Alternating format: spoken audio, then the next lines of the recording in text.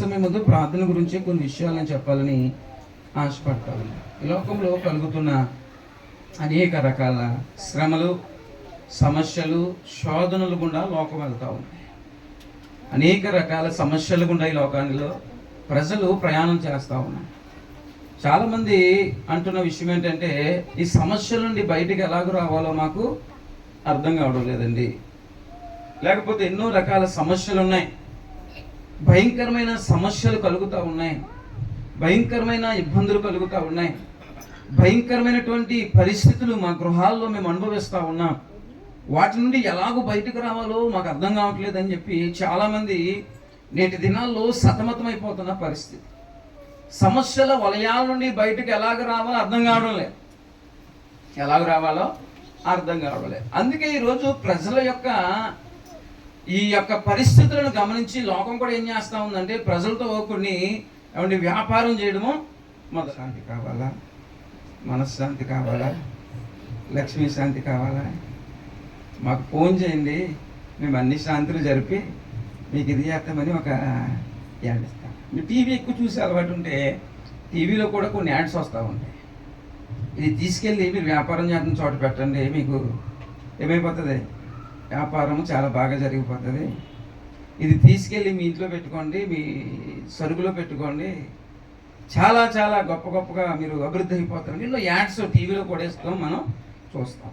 అంటే ప్రజల బలహీనతను సమాజం కూడా, మనుషులు కూడా ఏం చేసుకుంటారంటే క్యాష్ చేసుకుంటారు, వ్యాపారంగా మార్చుకుని దాన్ని వారు వాడుకోవడానికి వీలవుతారు. అయితే మనం ఎలాగ రావాలండి? క్రైస్తవులము కదా, మనం అటువంటివి చేయకూడదు కదా, అలాంటి వాటిని మనం ఆశ్రయించకూడదు కదా. అయితే మనం ఎలాగో వాటిని జయించగలుగుతాం? అన్యులైతే రకరకాల పద్ధతులు పెట్టుకుని రకరకాల విషయాల గుండా వెళ్ళి వారు శాంతిని, సమాధానాన్ని, నెమ్మదిని వెతుక్కుంటా ఉన్నారు. అయితే దేవుని బిడ్డలమైన మనము, దేవునిని ఆరాధిస్తున్న మనము వాటిని ఆశ్రయించకూడదు కదా. మనము శాంతితో, సుఖముతో, నెమ్మదితో ఈ లోకంలో జీవించాలి, వర్ధిల్లాలంటే మనమేం చేయాలని ఒక ఆలోచన ప్రతి మనిషికి కలుగుతూ ఉంటారు. అయితే దేవుని బిడ్డలుగా మీరు ఫలాభివృద్ధి చెందాలి, ఆశీర్వదించబడాలి. ఎదురవుతున్న ప్రతి సమస్య నుండి, ఇబ్బందికర పరిస్థితుల నుండి విడుదల పొందుకుని జయ జీవితం అనుభవించాలంటే అన్నిటికంటే భక్తి జీవితంలో ప్రార్థన చాలా ప్రాముఖ్యమైనది. హల్లెలూయా. ప్రార్థనా పరుడు సమస్తాన్ని జయించగలుగుతాడు. ప్రార్థనా పరుడు సమస్త విధమైనటువంటి సమస్యల నుండి, శోధల నుండి బయటికి రాగలుగుతాడు. ప్రార్థనా పరుడు కష్టములో, నష్టములో కూడా వాటికి ఎదురొడ్డి దేవుని కృపను పొందుకుని ముందుకు కొనసాగగలుగుతాడు. హల్లెలూయా. ఒక ప్రపంచవ్యాప్తంగా బిల్లీ గ్రహం అనేటువంటి ఒక భక్తుడు ఉన్నాడు. బిల్లీ గ్రహం అనే ఒక ప్రపంచ సువార్థికుడు ఉన్నాడు. ఆయన ప్రపంచమంతా కూడా సువార్త ప్రకటించాడు. అమెరికా దేశంలో ఉన్నాడు. ఆయన చనిపోయినప్పుడు అమెరికా దేశం ఏం చేసిందంటే, ప్రభుత్వ లాంఛనాలతో ఆ దేశ ప్రకారం ఆయనకి సమాధి కార్యక్రమం నిర్వహించింది. అంటే ఎంత ప్రముఖమైన వ్యక్తితో మనం ఆలోచన చేయవలసి. గొప్ప దైవజనుని ఒక రోజు ఒక ఆయన ఇంటర్వ్యూ చేస్తా ఉన్నాడయ్యా, మీరు ఇంత గొప్ప సేవ, ప్రపంచము గుర్తించే సేవ, ప్రపంచ సువార్థీకరణంలో అద్భుతమైన సేవ జరిగించారు కదా, అసలు ఏంటి మీ యొక్క బలములకు రహస్యం ఏంటి? ప్రపంచ వ్యాప్తంగా మీరు వ్యాపించడానికి మీ దగ్గర ఉన్నటువంటి ఆ టాలెంట్ ఏంటి అని ఒక ఇంటర్వ్యూ చేసినప్పుడు ఆ బిల్లీ గ్రహం గారు 3 విషయాలు చెప్పాడంటండి. ఏమిటి ఆయన దగ్గర ఉన్నది అని ఆలోచన చేసి 3 విషయాలు చెప్తాను మీకు అన్నాడండి. అప్పుడు ఆ ఇంటర్వ్యూ చేస్తున్న వ్యక్తి చాలా ఇంట్రెస్ట్గా వింటున్నాడంటే, ఏంటి ఆ విషయాలు నేను కూడా నేర్చేసుకోవాలి కదా, ఎవడైనా బాగుపడుతున్నప్పుడు నేర్పుతాను, మనం ఏం చేసుకుంటాం చెప్పండి, త్వరగా నేర్చేసుకుంటాం. ఇంటర్వ్యూ చేసే వ్యక్తి కూడా ఏం చెప్తాడా అని చెప్పి ఎదురు చూస్తూ ఉంటే ఆయన 3 విషయాలు చెప్తానని చెప్పి మొదలు పెట్టాడంట. నేను ఎంతగా అభివృద్ధి చెందడానికి, ఆశీర్వదించబడడానికి, ప్రపంచం గుర్తించే వ్యక్తిగా నేను మార్చబడడానికి నా దగ్గర 3 అంశాలు. మొదటి అంశం ఏంటంటే ప్రార్థన అన్నాడంటే. హల్లెలూయా.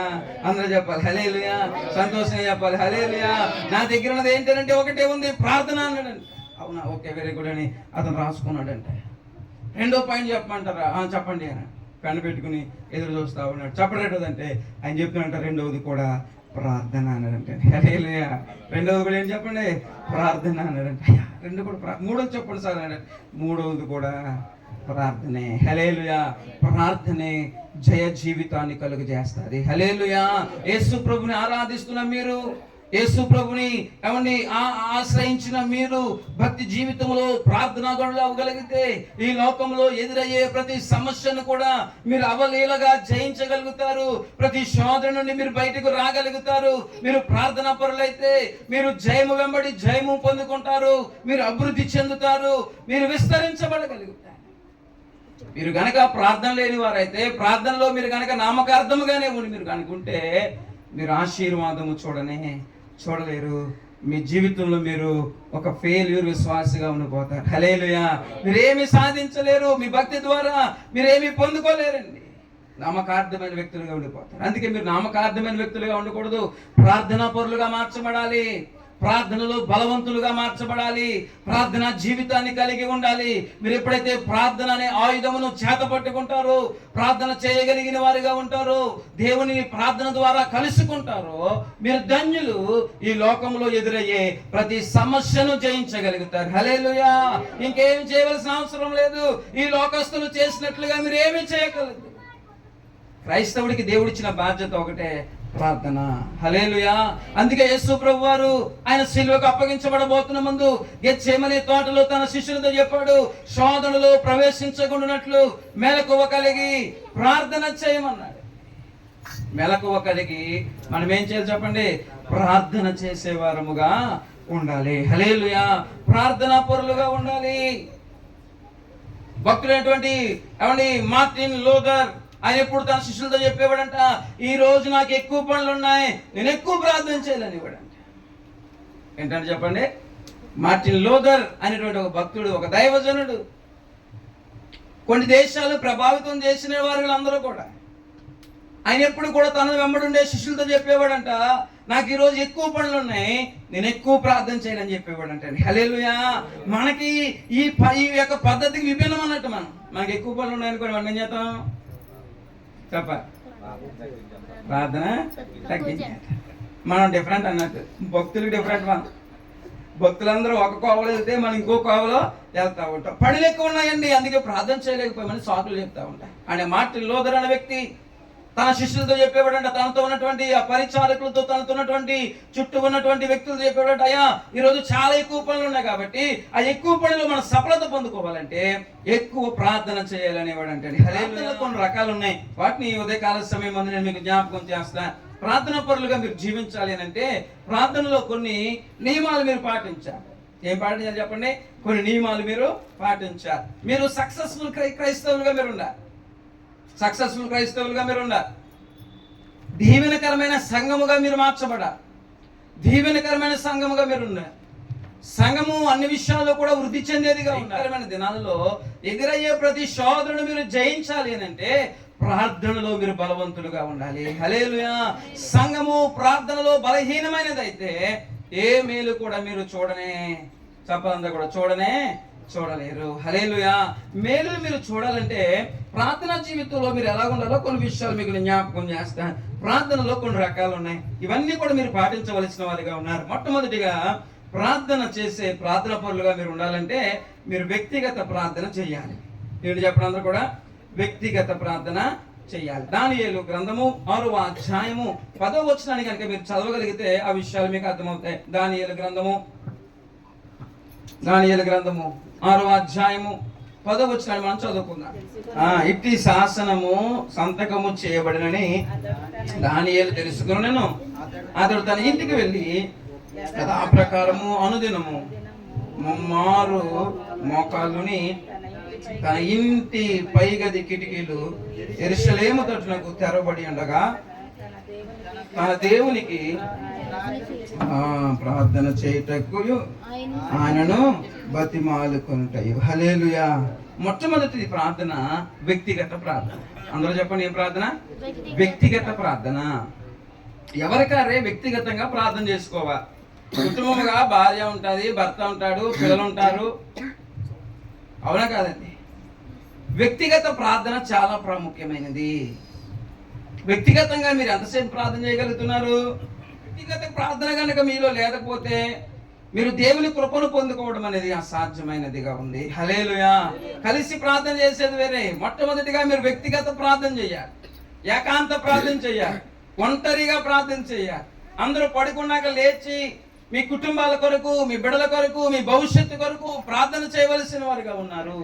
ఏకాంత ప్రార్థన కలిగి ఉండాలి. వ్యక్తిగత ప్రార్థన, నా ప్రార్థన నాదే, మా పాస్టర్ గారి ప్రార్థన పాస్టర్ గారి, ఇద్దరు కలిసి చేసే ప్రార్థనలు ఉన్నాయి.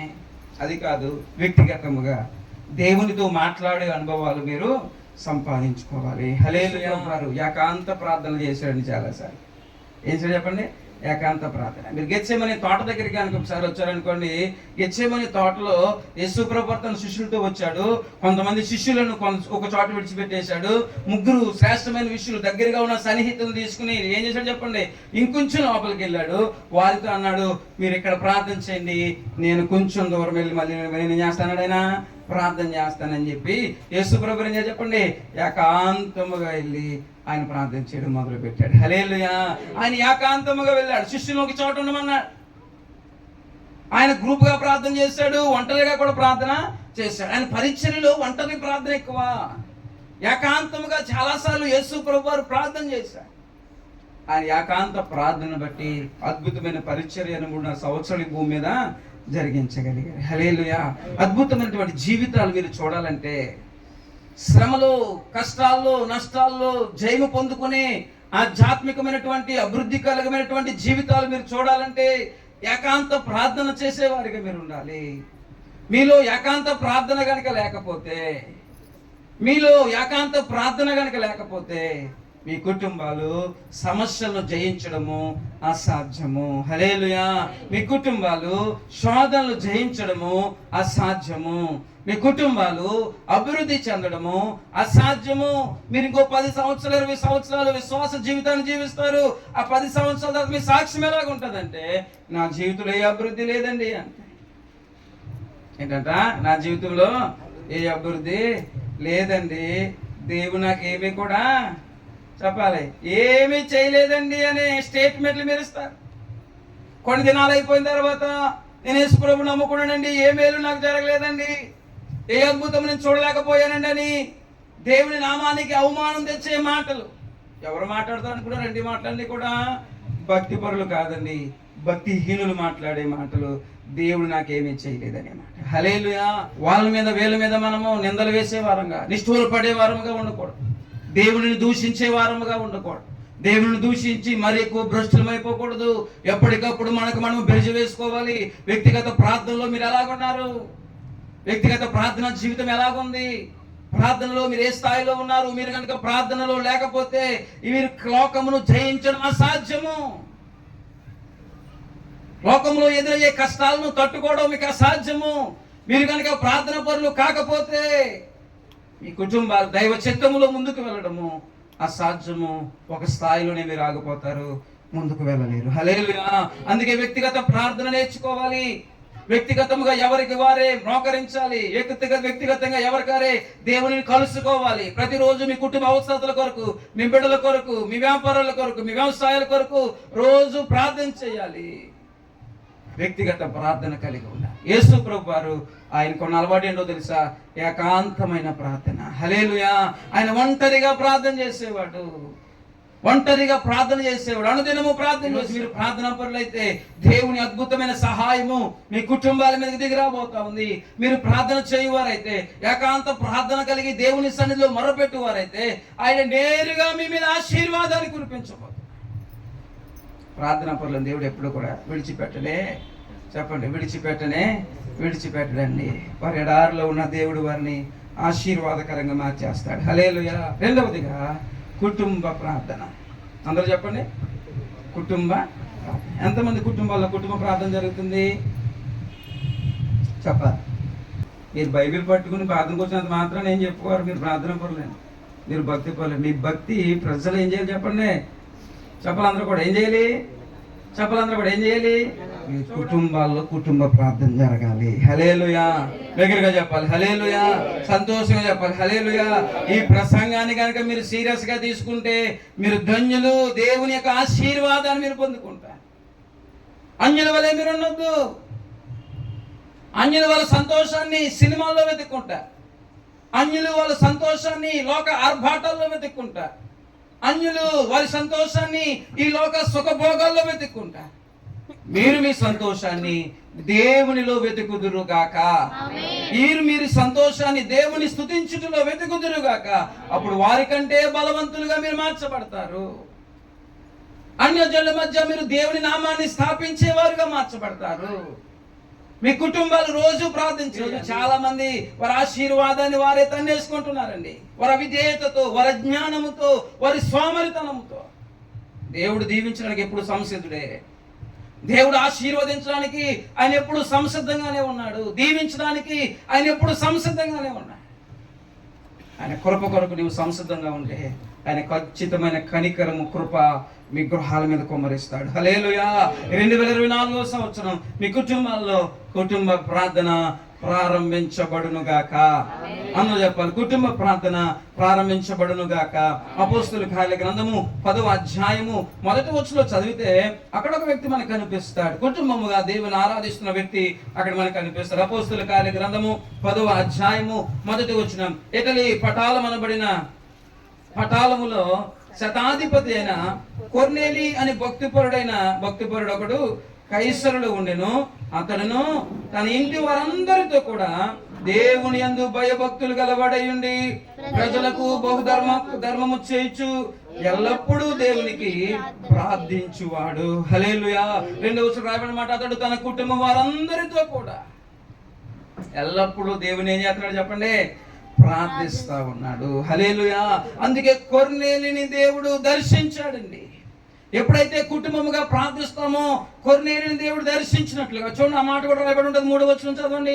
పగలు ఇంచుమించు 3 గంటల వేళ దేవుని దూత అతని యొద్దకు వచ్చి కొర్నేలి అని పిలుచుట దర్శనమందు తేటగా అతనికి కనబడెను. అతడు దూత వైపు తేరి చూచి భయపడి ప్రభువా ఏమని అడిగాను. అందుకు దూత, నీ ప్రార్థనలను, నీ ధర్మ కార్యములను దేవుని సన్నిధికి జ్ఞాపకార్థముగా చెప్పండి. ఏమైపోయినాయని చెప్పండి. అందరూ చెప్పాలి ఏమైనా అంట? దేవుని దగ్గరికి వెళ్ళిపోయినాయి. కుటుంబముగా అతను ప్రార్థిస్తూ ఉన్నప్పుడు అతను ప్రార్థనలు ఎక్కడికి వెళ్ళిపోయినాయి? దేవుని దగ్గరికి వెళ్ళిపోయి దేవుడు ఎవరిని పంపించాడు చెప్పండి? అక్కడికి దేవదూతను పంపించేశాడు. హల్లెలూయా. దేవుడు సహాయము దొరుకుతుంది. మీరు ప్రార్థనా పరులైతే, ప్రార్థించేవారైతే మీ ప్రార్థన డైరెక్ట్గా దేవుని దగ్గరికి వెళ్తుంది. ప్రతిరోజు కూడా పాటలు పాడి దేవుని స్తుతించుదురుగాక. ప్రతిరోజు కుటుంబముగా దేవుని సన్నిధిలో ప్రార్థించుదురుగాక. ప్రతిరోజు కుటుంబ సమేతముగా దేవుని సన్నిధిలో మోకరించుదురుగాక. 3వదిగా సంఘ ప్రార్థన. సంఘముగా ప్రార్థన చేయాలి. సంఘముగా కూడి మనం దేవుని సన్నిధిలో మొరపెట్టాలి. సంఘ ప్రార్థన చాలా ప్రాముఖ్యమైనది. సంఘ ప్రార్థనలో మనం పాల్గొనాలి. సంఘముతో కలిసి మనం ఏం చేయాలి చెప్పండి? ప్రార్థించాలి. చాలా మంది అనుకుంటారు సంఘ ప్రార్థన అంటే ఆదివారం ప్రార్థనే అనుకుంటున్నారు. సంఘ ప్రార్థన అంటే ఇప్పుడు ఆదివారమా? శుక్రవారం కూడా ఏం ప్రార్థన చెప్పండి? సంఘ ప్రార్థన. సంఘ ప్రార్థనలో ఏకీభవించాలి. సంఘముతో పాటు చేతులు పట్టుకుని ప్రార్థన చేసేవారుగా సంఘము ఎప్పుడైతే అచ్చాశక్తితో ప్రార్థిస్తుందో, సంఘము ఎప్పుడైతే ప్రార్థించే సంఘముగా ఉంటుందో, దేవుడు యేసు ప్రభువు పేతురు చెప్తున్నాడు, పేతురు సంఘము ఎదుట పాతాళ ద్వారములు నిలవలేవు అన్నాడు. సంఘం ప్రార్థన చేస్తే గ్రామాలు అభివృద్ధి అయిపోతాయండి. హల్లెలూయా. సంఘం అంతా ఏక మనసుతో ప్రార్థన చేస్తే అనేక మంది రక్షణలోనికి వస్తారు, మారు మనసులోనికి వస్తారు, అనేక కుటుంబాలు కట్టబడతాయి. సంఘం ప్రార్థన చేయలేదు అనుకోండి, రక్షణ కార్యాలు ఏమి కూడా చెప్పండి జరగనే జరగ. సంఘంలో రక్షణ కార్యాలు జనంలో నశించిపోతున్నవారు ఎంతమంది ఉన్నారు? భ్రష్టులు అయిపోతున్నవారు ఎంతమంది ఉన్నారు? పాడైపోతున్నవారు ఎంతమంది ఉన్నారు? వ్యసన పరులు అయిపోతున్నవారు ఎంతమంది ఉన్నారు? దేవుని కృపకు దూరం అయిపోతున్నవారు ఎంతమంది ఉన్నారు? అందరి కొరకు ఎవరు ప్రార్థన చేయాలి చెప్పాలి? ఎవరు ప్రార్థన చేయాలి? సంఘము ప్రార్థన చేయాలి. హల్లెలూయా. సంఘము ఆసక్తి కలిగినదిగా ఉండాలి. సంఘ ప్రార్థన చాలా ప్రాముఖ్యమైనది. అపోస్తులు సేవ జరిగిస్తూ ఉన్నప్పుడు ఎన్నో ఆటంకాల వరకు కలిగినాయి. సంఘము ఆసక్తితో ప్రార్థన చేసినప్పుడు అద్భుతాలు వారు చూడగలిగారు. అపోస్తుల కార్య గ్రంథము 12వ అధ్యాయము 5వ వచనాన్ని చదివితే ఆ మాటలు మీకు అర్థమవుతాయి. అపోస్తుల కార్య గ్రంథము 12వ అధ్యాయము 5వ వచనం. పేతురు చెరసాలలో ఉంచబడెను.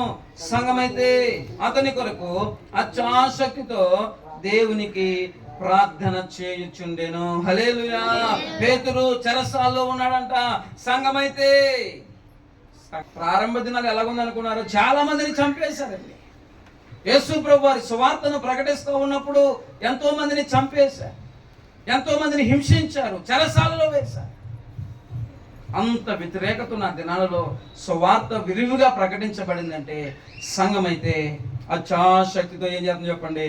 ప్రార్థన చేస్తా ఉంది. హల్లెలూయా. సంఘము నశించిపోతున్న ఆత్మల పట్ల ప్రార్థన చేసేదిగా ఉండాలి. సంఘము లేవని పాడైపోతున్న సమాజం కొరకు మొరపెట్టేదిగా ఉండాలి. సంఘము దేశ క్షేమం కొరకు ప్రార్థన చేయాలి. సంఘము ప్రజలందరి కొరకు ప్రార్థన చేయాలి. సంఘము మనుషులందరి కొరకు విజ్ఞాపన చేయాలి. సంఘ ప్రార్థనలు మనం ఏకీభవించే వారముగా ఉండాలి. హల్లెలూయా. సంఘ ప్రార్థనలో మనం పాల్పంపులు పొందుకునే వారుగా ఉండాలి. మీ వ్యక్తిగత ప్రార్థన చేస్తున్నారు, కుటుంబ ప్రార్థన చేస్తున్నారు, సంఘ ప్రార్థనలో కూడా మీరు ఉండాలి. సంఘ ప్రార్థనలో మీరు ఏకీభవించాలి. శుక్రవారం ప్రార్థనకు వచ్చి వెళ్ళుకుంటే అర్థమవుతుంది మనం ఏం చేస్తాం చెప్పండి. శుక్రవారం చెప్పాలి. ఏం చేస్తున్నాం? మన కోసం చేసుకున్నామా? రోగుల కొరకు ప్రార్థించాలి. మన చర్చలో ఎవరైనా క్యాన్సర్ పేషెంట్లు ఉన్నారా? లేదు. కానీ మనం ఏం చేస్తున్నాం? క్యాన్సర్ వ్యాధుల కొరకు. మన చర్చలో ఎవరైనా గర్భసంచులు కంతులు ఉన్న వాళ్ళు ఉన్నారా? కానీ మనం ఏం చేస్తున్నాం? మన చర్చలో ఊపిరితిత్తుల సమస్యలతో ఉన్నారా? కానీ మనం ఏం చేస్తున్నాం? అనేక మంది హాస్పిటల్లో పడి ఉన్నారు. వారందరి కొరకు మనం ఏం చేద్దాం చెప్పండి? విజ్ఞాపన చేస్తున్నావా లేదా చెప్పండి? చేతులెత్తి ప్రభువా వాళ్ళందరినీ కాపాడు, మాకు కూడా అలాంటి రోగాలు ఏం రాకుండా మమ్మల్ని కూడా. సంఘము ఏకీభవించాలి. సంఘం అయితే ఏం చేయాలి చెప్పండి? అత్యాశక్తితో చెప్పాలందరూ కూడా అత్యాశక్తితో ప్రార్థన చేయుదుము గాక. నశించిపోతున్న ఆత్మల కొరకు ప్రార్థన చేయుదుము గాక. పాడైపోతున్న సమాజము కొరకు సంఘముగా కూడి ప్రార్థన చేయుదుము గాక. ఎప్పుడైతే సంఘం అత్యాశక్తితో ప్రార్థన చేసిందో పేతురు ఉన్న చెరసాల పునాదులు కదిలాయంటే. అలాంటి ప్రార్థన పొందని సంఘంగా మీరుంటే ఉజ్జీవమైన ప్రార్థన కనుక ఇక్కడ జరుగుతూ ఉందనుకోండి, పునాదులు కదిలింటారు దేవుడు. అనేకులు పునాదులు కదులుతాయి, పరిగెత్తుకుంటూ వచ్చేస్తారు. అర్థమైంది కదా? అయితే సంఘం ఏం చేయాలి చెప్పండి? అత్యాశక్తితో ప్రార్థించాలి. మొదటి 4వదిగా ఉపవాస ప్రార్థన. ఎంతమంది ఉపవాసం ఉంటున్నారు అంటాను? దేవుని సన్నిధిలో మీ బిడ్డల భవిష్యత్తు కొరకు ఒక పూట మీరు ఉపవాసం ఉండి ప్రార్థన చేయగలిగి. హల్లెలూయా. దగ్గరగా చెప్పాలి హల్లెలూయా. సంతోషంగా చెప్పాలి హల్లెలూయా. యేసు నామములో మీరు అందరూ కూడా ఉపవాసాలుందురు గాక. ఉపవాస ప్రార్థన చాలా బలమైనదండి. ఉపవాసం ఉండి బైబిల్ గ్రంథంలో భక్తులు ప్రార్థన చేసినప్పుడు, ఉపవాసం ఉండి దేవుని సన్నిధిలో వారు మొరపెట్టినప్పుడు దేవుడు ఏం చేశాడో తెలుసండి? అద్భుతాలు వారి జీవితంలో చేశాడు. ఉపవాసమును మొరపెట్టినప్పుడు పరిస్థితుల్ని దేవుడు తారుమారు చేసి పడేశాడు. హల్లెలూయా. మీకు ఏదైనా శోధన కలుగుతా ఉన్నప్పుడు ఏం చేయాలి తెలుసా? ఉపవాసం ఉండి దేవుని సన్నిధిలో ప్రార్థన చేయండి, కీడుని మేలుగా మార్చేస్తాడు దేవుడు. హల్లెలూయా. మీరు ఎప్పుడైతే ఉపవాసం ఉంటారో, ఉపవాసముతో దేవుని సన్నిధిలో ప్రార్థిస్తారో, ఉపవాసముతో దేవుని సన్నిధిలో మీరు కూర్చుంటారో, అనేక సమస్యలకు ఒక పరిష్కారం దేవుడు ఇస్తాడు. అనేక సమస్యలకు దేవుడు ఒక పరిష్కారాన్ని ఇస్తాడు. మీరు మొత్తులై ఉండకూడదు. ఒక పూట భోజనం మానేరులో ఏమీ బాధ ఏమి కూడా. మార్కు సువార్త 9వ అధ్యాయంలో కూడా కొన్ని మాటలు రాయబడి. మార్కు సువార్త 9వ అధ్యాయం 28వ వచనంలో, ఆయన ఇంటిలోనికి వచ్చిన తర్వాత ఆయన శిష్యులు మేమెందుకు ఆ దెయ్యమును వెళ్ళగొట్టలేకపోతేమని ఏకాంతముగా అడిగిరి. అందుకు ఆయన ప్రార్థన వలననే గాని మరి దేని వలనైనను ఈ విధమైనది వదిలిపోవుట అసాధ్యమని వారితో చెప్పాను. హల్లెలూయా. ప్రార్థన వలననే అక్కడ పుట్టినట్లు ఉంటది. ఉపవాసము వలననే. ఉపవాసం వలన అంటే కొన్ని దురాత్మ శక్తుల ప్రభావం నుండి కూడా ఏం పొందుకుంటామని చెప్పండి? విడుదల పొందుకుంటాము. హల్లెలూయా. మీరు ఎప్పుడైతే ఉపవాసం నుండి ప్రార్థన చేస్తారో మన గృహాల్లో దాగి ఉంటాయి కొన్ని దురాత్మ శక్తులు అన్నట్టు. అవి మనకే కనపడవు. అందుకే మీరు ఉపవాసం నుండి ఎప్పుడైతే ప్రార్థన చేస్తారో కొన్ని సాతాను శక్తుల ప్రభావం నుండి కూడా దేవుడు ఏం చేస్తాడు చెప్పండి? విడుదలను కలుగ చేస్తాడు. హల్లెలూయా. ఆటంకాలన్నింటిని విడుదల. అందుకే అన్నాడు ఉపవాస ప్రార్థన వలననే. ఏం చెప్పండి? ఏం ప్రార్థన అది? ఉపవాస ప్రార్థన. మీరు గృహాల్లో మీరు ఉపవాసం నుండి ప్రార్థన చేశారనుకోండి, దేవుడు ఏం చేస్తాడు తెలుసా? అపవాది శక్తుల ప్రభావాన్ని మీ గృహాలు ఏం చేస్తాడు చెప్పండి? విడిపిస్తాడు. హల్లెలూయా. ప్రార్థన తగ్గింపు ప్రార్థన. అందరూ చెప్పండి, ఏం చెప్పండి? తగ్గింపు ప్రార్థన. 2 వృత్తాంతముల గ్రంథము 7వ అధ్యాయం 14వ వచనం. 7:14 నా పేరు పెట్టబడిన నా జనులు తమ్ము తాము తగ్గించుకుని ప్రార్థన చేసి నన్ను వెతకి తమ చెముడు ఆర్గములను విడిచిన ఎడల ఆకాశమును నేను వారి ప్రార్థనను విని వారి పాపమును క్షమించి వారి దేశమును స్వస్థపరచదను. ఈ స్థలమందు చేయబడు ప్రార్థనల మీద నా కను దృష్టి నిల్చును, నా చెవులు దాన్ని ఆలకించును. హల్లెలూయా. దగ్గరగా చెప్పాలి హల్లెలూయా. సంతోషంగా చెప్పాలి హల్లెలూయా. 5వది ఏంటి చెప్పండి? తగ్గింపు ప్రార్థన. నా పేరు పెట్టబడిన నా జనులు తమ్ము తాము తగ్గించుకొని, తమ్ము తాము తగ్గించుకోవాలి. మన ప్రార్థనలో తగ్గింపు ఉండాలి, తగ్గించుకోవాలి. దేవుని సన్నిధిలో మనం హెచ్చించుకునే వారంగా ఉండకూడదు. దేవుని హెచ్చించాలి, దేవుని గణపరచాలి. అందుకే దావీదు సింహాసనం మీద కూర్చుని ఏమన్నాడు తెలుసా? ఇంతగా నన్ను హెచ్చించడానికి నా పాటి వాడినయ్యా అంటున్నాడు. ఇంతగా నన్ను హెచ్చించడానికి, నీ కృప నా మీద ఇంతగా చూపించడానికి, నీ ప్రేమ నా మీద ఇంతగా చూపించడానికి, అయ్యా గొర్రెలు కాసుకుంటున్న నన్ను ఈ రాజసింహాసనం మీద కూర్చోబెట్టడానికి నేనెంతటి వాడనయ్యా, నేనే పాటి వాడనయ్యా, ఇంతగా నేను హెచ్చించావు ప్రభు అన్నాడు. తగ్గించుకున్నాడు. ఈరోజు మనకు కలిగిన సమస్తము దేవుడే ఇచ్చిందని గుర్తెరిగి మనకు కలిగిన దాన్ని బట్టి అతిశయపడకుండా తగ్గించుకోవాలి. దేవా ఇంతగా నేను ఆశీర్వదిస్తున్నావు ప్రభువా, నీకు స్తోత్రం నాయన అని చెప్పి మనం తగ్గాలి. ఎవరిని హెచ్చించాలి చెప్పండి? దేవుని హెచ్చించాలి. హల్లెలూయా. మీరంతగా గొప్పగా దేవుడు దీవించిన ఏ స్థాయిలో మీరు నిలుచున్నా సరే దేవుని సన్నిధిలో తగ్గించుకోవాలి. ఆయన మాత్రమే హెచ్చించాలి. దేవుని నామం హెచ్చించబడాలి. ఆయన కృప ద్వారానే మనం ముందుకు కొనసాగుతున్నామని గుర్తెరిగి ఆయన సన్నిధిలో ప్రార్థించినప్పుడు దేవుని నామాన్ని మహిమపరచాలి. మళ్ళీ మనం ఏం చేయాలి చెప్పండి? తగ్గించుకోవాలి. హల్లెలూయా. 6వ ప్రార్థన మోకాళ్ళ ప్రార్థన. అందరూ చెప్పండి ఏం ప్రార్థన? చెప్పాలి అందరూ కూడా. ఏం ప్రార్థన? మోకాళ్ళ ప్రార్థన. మోకరించి ప్రార్థన చేయాలి. భక్తులందరూ కూడా మోకరించారు. యేసు ప్రభు వారి భూమి మీద ఉన్నప్పుడు ఆయన ఏం చేశారు చెప్పండి? మోకరించారు. అందరూ చెప్పండి ఏం చేశారు? మోకరించారు. ఒక దైవజనుడు ఒక పుస్తకం రాస్తూ ఆయన చెప్తా ఉన్నాడు. ఒక వ్యక్తి చనిపోయిందంట, పరలోకం వెళ్ళిందంట. ఆ పరలోకంలో దేవదూతలు వారిని ఏం చేస్తున్నారంటే చెక్ చేస్తున్నారంట. ఏం చెక్ చేస్తున్నారు తెలుసా? వాళ్ళ మోకాలు చెక్ చేస్తున్నారంటే. ఇంటికి వెళ్ళాక ఒకసారి మీ మోకాలు చెక్ చేసుకోండి. ఎంతమంది మోకాళ్ళు ప్రార్థనలో నలిగి ఉన్నాయి? ఎంతమంది మోకాళ్ళు ప్రార్థనలో నలిగి ఉన్నాయో? ఎంతగా నువ్వు ఈ లోకంలో ప్రార్థించావు, మోకరించావు? ఏం చెప్తుంది సాక్ష్యం? మీ మోకాళ్ళు చెప్తాయి. మోకాళ్ళు నల్లబడితేనంటే ఒక ఆయన అంటాడు, మోకాళ్ళు నల్లబడితేనంటే మోకాలు ప్రకాశిస్తాయంట, తెల్లబడతాయంట. మోకాళ్ళు మీరు అంతా ప్రార్థన చేయాలంటే మోకాళ్ళు కాయలు కాసి అంతగా మోకరించేవారుగా మీరు ఉందురుగాక. అందరు చెప్పాలి ఉందురుగాక. మీరు మోకరించండి, చిన్న వయసు నుంచి మోకరించడం నేర్చుకోండి. మోకాళ్ళు నిప్పులు రాకుండా ఉండును గాక. మీరు రెక్కలు కాయలు కాసినా మీరు అభివృద్ధి చెందలేరేమో కానీ చాలా మంది చేతిలో కాయలు ఉంటాయి. కష్టపడి పని చేసే వాళ్ళకి చేతులు కాయలు కాసేస్తాను. మోకాళ్ళు కనుక కాయలు కాసినాయి అనుకోండి మీరు ధన్యులే. అలాగేనని చెప్పి మోకాళ్ళ మీదే ఉండకండి. అలాగే ఖాళీగా ఉన్నప్పుడు కాయలు కాయాలని చెప్పి పాత్ర చెప్పారు కదా అని చెప్పి అంటే అంత ఎక్కువ ప్రార్థన పరులుగా మీరు ఉండాలి. ఒక భక్తులు బైబిల్ చరిత్రలో కొంతమంది భక్తులు పుస్తకాలు చదివితే ఒక భక్తులు ప్రార్థన చేయడం మొదలు పెడితే ఏమండి మోకాళ్ళు మీద నుంచి మొదలు పెడితే రోజు గడిచిపోయేదండి. లోకా శుభవార్త 22వ అధ్యాయం 41 వచ్చిన ఒక చక్కని మాట రాయబడి ఉంటుంది. చూడండి లోకా శుభవార్త 22వ అధ్యాయము 22వ అధ్యాయము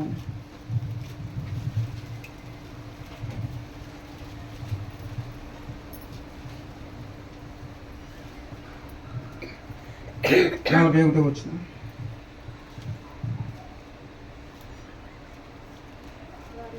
వారి యొద్ద నుండి రాతి వేత దూరం వెళ్ళి మోకాలుని, తండ్రి ఈ గిన్నె నా యొద్ద నుండి తొలగించము, నీ చిత్తమైతే తప్ప నా చిత్తము కాదు అని యేసు ప్రభు గారు ప్రార్థన చేస్తున్నాడు. ఏమని ప్రార్థన చేశారు ఆయన? ఎలా ప్రార్థన చేశాడు?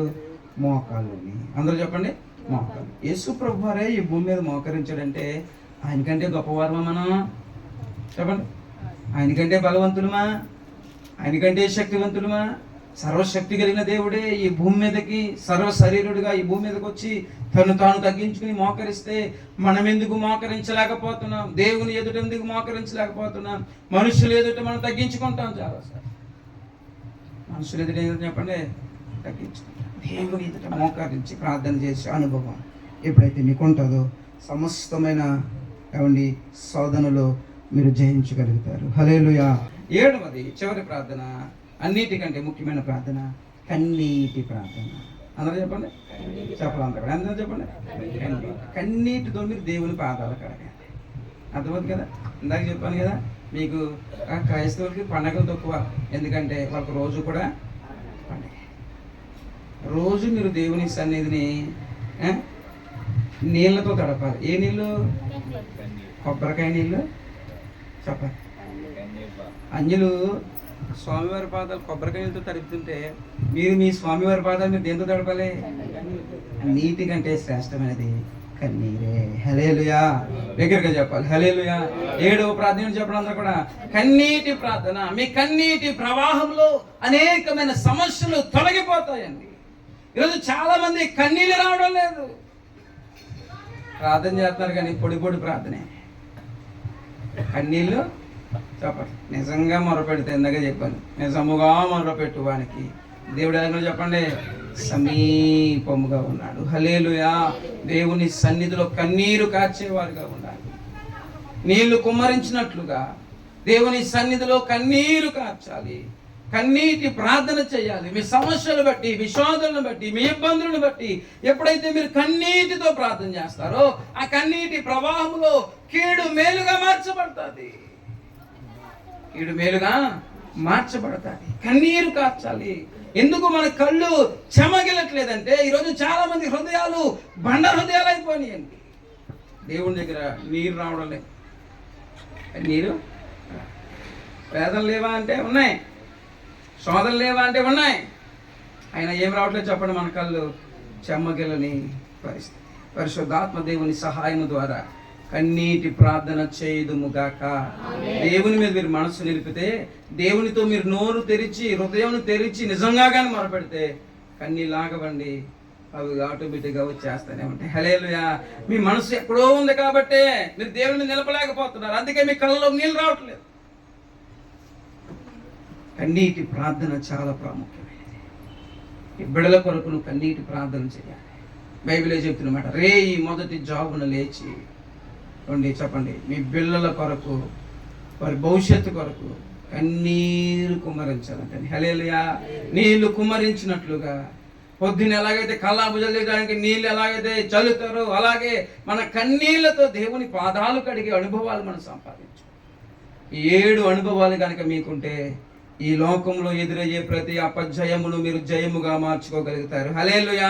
క్రైస్తవుడు జయ జీవితం అనుభవించగలుగుతాడు. అన్యుల వలె మీరు ఏమి విధమైన లోక సంబంధమైన వాటి వైపు పరిగెట్టకలేదు. వాళ్ళకి లోకంలో వారు చేస్తూ ఉంటారు, అయితే మీరు అపజయాలు ఎలాగూ జయముగా మార్చుకోగలుగుతారు, కీడుని ఎలాగూ మేలుగా మార్చుకోగలుగుతారు, శోధన బంధకాలను మీరు ఎలాగూ బయటకు రాగలుగుతారంటే బైబిల్ చెప్పిన స్పష్టమైన ఆన్సర్ ఏంటంటే ప్రార్థనే. ఇన్ని విధాలుగా మీరు ప్రార్థనలో బలపడతా ఉన్నప్పుడు వస్తున్న ప్రతి శోధనను దేవుడే విడిపిస్తూ ఉంటాడు. హల్లెలూయా. మీరు ప్రార్థనలో బలవంతులుగా మీరు ఉండాలి. ఈ రోజు లోకంలో ఎదురయ్యే ప్రతి విధమైనటువంటి శోధనను మీరు జయించాలంటే ప్రార్థనా పరులుగా మీరు మార్చబడాలి. ప్రార్థన అనే ఆయుధాన్ని మీరు చేతపట్టుకోవాలి. ప్రార్థన చేయడానికి మీ మనస్సుని నిలుపుకోవాలి. మీ మనసు దేని మీద ఉంటుంది? చాలా జాగ్రత్తగా ఆలోచన చేయండి. ఎంచే దినాల్లో, ఈ భయంకరమైన దినాల్లో కలుగుతున్నటువంటి ఆపదలు, భయాలు అనేకమైనవి ఉన్నాయి. ఈ దినాల్లో ఒక గొప్ప జయముని మీరు చూడాలంటే ప్రార్థనా పరులుగా మీరుందురుగాక. ప్రార్థనతో మనం ముగించుకుందాం.